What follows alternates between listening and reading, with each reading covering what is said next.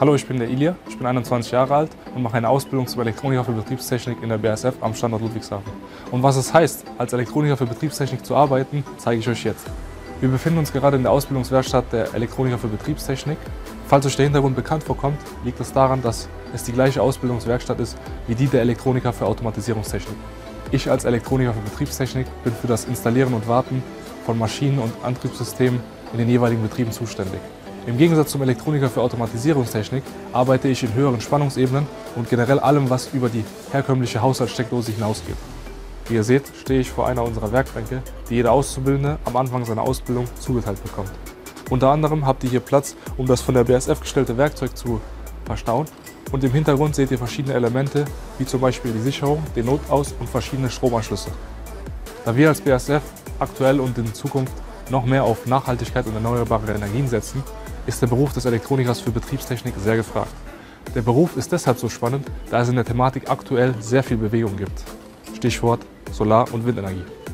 Hier seht ihr eine typische Aufgabe, die ihr während eurer Ausbildung in der BASF bearbeiten werdet: das Förderband.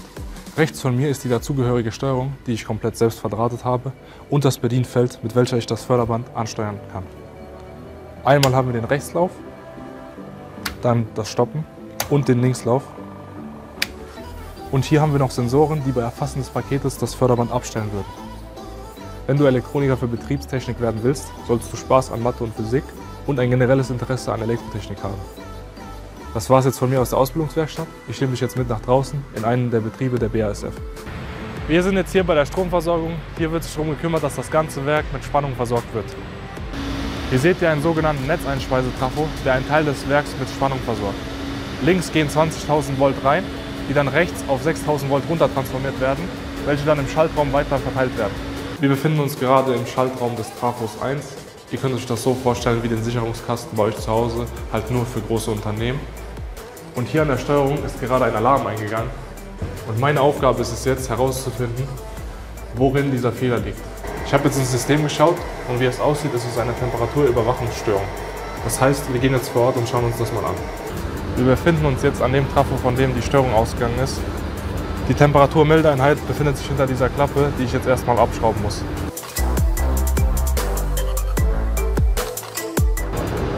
Ich habe jetzt meinen Arbeitsbereich gesichert und als erstes überprüfe ich, ob noch Spannung da ist.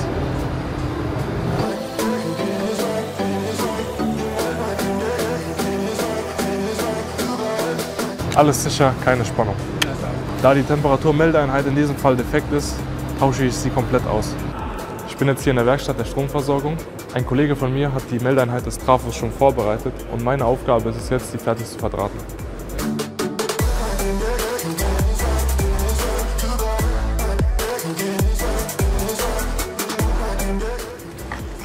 Die Meldeeinheit ist jetzt fertig verdrahtet, jetzt kann ich sie einbauen. Dafür fahren wir wieder zurück zum Trafo.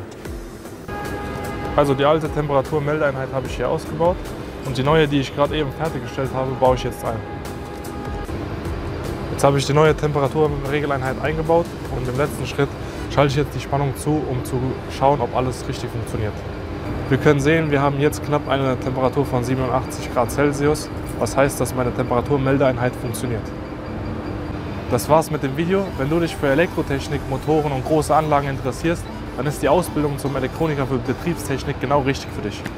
BASF. We create chemistry.